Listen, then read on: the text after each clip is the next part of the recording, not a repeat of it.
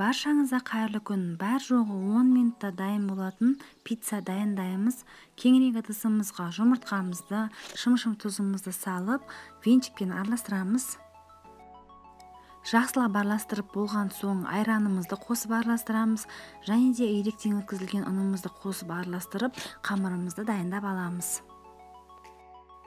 Біздің қамырымыз осындай сұйық болады. Енді оны бір шетке қоя тұрамыз.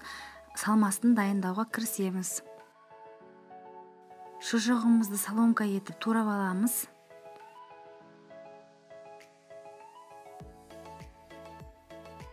Қызанағымызды екіге бөліп, жіңішке етіп турап шығамыз. Ірімшігімізді ұсақ үкіштен өткізіп дайындап аламыз.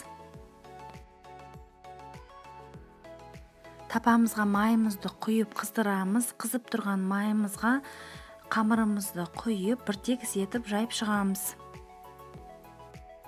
Оттың астын ең төменгісіне қоямыз.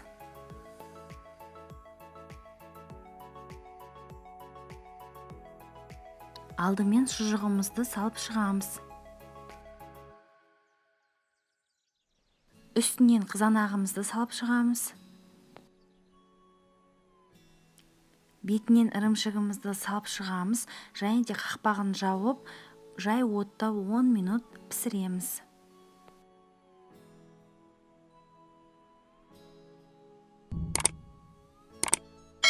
Біздің пиццамыз дайын болды. Менің арнамда бұдан да басқа пиццалардың рецепті бар. Кіріп көрсеңіздер болады.